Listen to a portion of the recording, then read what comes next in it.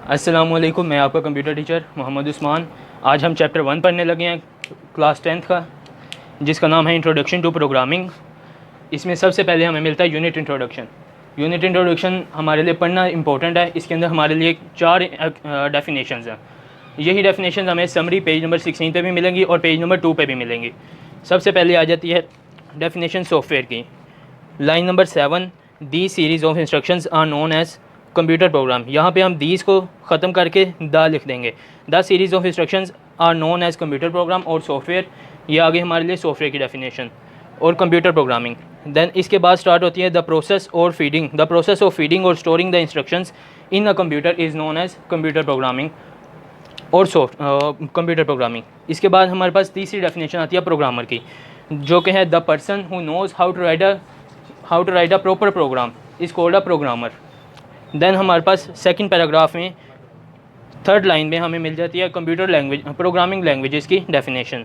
Programmers write computer program in these special languages called programming languages. These languages are also known as C, C plus plus, C hash, Python, Java. ये सारी वो programming languages हैं जहाँ पर हम अपना programme लिख सकते हैं। देन हमारे पास आ जाता है हमारा पहला टॉपिक, वट प्रोग्रामिंग एनवायरनमेंट 1.1। इससे पहले आता है did you know. Did you know हमारे लिए क्या MCQ है, जो कि पेपर में पूछा जा सकता है। इस MCQ की स्टेटमेंट देख लें। C language was developed by Dennis Ritchie between 1969 and 1973 at Bell Labs. ये एक MCQ है। इसके बाद हमारे आ जाते हैं प्रोग्रामिंग एनवायरनमेंट, जो कि एक शॉर्ट क्वेश्चन है जिसमें हमें डेफिनेशन और एग्जाम्पल मिलेगी। सबसे पहले पैराग्राफ है वो है एग्जाम्पल का। सेकंड पैराग्राफ हमने देखना अ collection of all necessary tools. A collection of all necessary tools for programming makes up a programming environment. यानी कि एक कलेक्शन होता है, जैसे कि टूल किट। अगर हमने कोई चीज़ बनानी है, हमें उसके लिए औजार चाहिए होंगे। ये भी एक वही प्रोग्रामिंग एनवायरनमेंट है। अगर हमने एक प्रोग्राम लिखना है, हमें उसके लिए सारी चीज़ चाहिए होगी। हमें कंप्यूटर चाहिए होगा, प्रोग्राम जिसमें लिखना वो लैंग्वेज चाहिए होगी, उसका IDE चाहिए होगा। ये डेफिनेशन है सिर्फ 3 लाइनों की। A collection of all necessary tools for programming makes up a programming environment. It is essential to set up a programming environment before we start writing programs. It works as a basic platform for us to write and execute programs. जैसा कि ये बता रहे हैं, ये हमारे लिए एक बेसिक प्लेटफॉर्म है। अगर मैंने कोई लेक्चर देना है तो मुझे इस बोर्ड की ज़रूरत पड़ेगी, इस मार्कर की ज़रूरत पड़ेगी। अगर ये नहीं होंगे तो मेरा लेक्चर नहीं डिलीवर होगा। इसीलिए जैसे हमें बोर्ड चाहिए, ये मार्कर चाहिए। प्रोग्रामिंग करने के लिए, प्रोग्राम बनाने के लिए हमें सबसे पहले कंप्यूटर और फिर ये प्रोग्रामिंग एनवायरनमेंट चाहिए। प्रोग्रामिंग एनवायरनमेंट की एग्जांपल देख लेते हैं। सबसे सेकंड लाइन से स्टार्ट हो रही है। For example for gardening we need gardening tools. जैसा कि मैंने आपको बताया, अगर कोई गार्डन है तो उसके लिए हमें गार्डनिंग टूल चाहिए होंगे। कटर चाहिए होगा उसकी घास वगैरह काटने के लिए, पानी चाहिए होगा पानी देने के लिए। For painting we need a collection of paints, brushes and canvas. Paint करना होगा तो हमें ब्रश चाहिए होंगे, पेंट चाहिए होंगे, सॉलिड हों या फिर लिक्विड हों, और फिर कैनवस चाहिए होगा। इसी तरह इसमें से आप एक या दोनों एग्जांपल देना चाहें तो दोनों दे सकते हैं। शॉर्ट क्वेश्चन में आप एक भी दे सकते हैं। देन हमारा नेक्स्ट टॉपिक स्टार्ट होता है इंटीग्रेटेड डेवलपमेंट एनवायरनमेंट। अब हमारा सेकंड टॉपिक है integrated development environment, IDE। IDE stands for integrated development environment. ये एक शॉर्ट भी है और लॉन्ग भी है। शॉर्ट में अगर आपको आती है तो आपने सिर्फ डेफिनेशन लिखनी है और सम IDEs के नाम। लॉन्ग में आती है तो आपको यहाँ पे सारा पैराग्राफ मिलेगा अपनी टेक्स्ट बुक पे, पेज नंबर 3। इसके डेफिनेशन में सुन लें। A software that provides a programming environment to facilitate programmers in writing and executing computer programs is known as integrated development environment. एक सॉफ्टवेयर जो प्रोग्रामिंग एनवायरनमेंट हमें प्रोवाइड करे उसे हम कहेंगे प्रोग्रामिंग एनवायरनमेंट, और यही IDE है। अगर हमारे पास एक सॉफ्टवेयर आता है जो कि हमें प्रोवाइड करता है फैसिलिटीज़, जैसे कि राइटिंग, हम प्रोग्राम राइट कर रहे हैं, उसे एग्जीक्यूट कर रहे हैं, फिर उस प्रोग्राम को ओपन कर रहे हैं।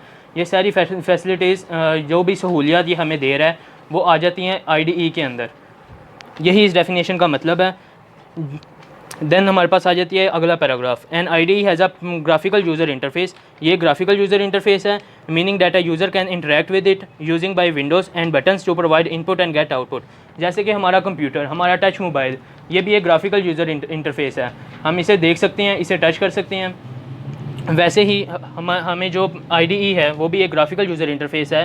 हम इसे देख भी सकते हैं, टच भी कर सकते हैं कंप्यूटर से, और इसके अंदर राइट कर सकते हैं, प्रोग्राम एग्जीक्यूट कर सकते हैं।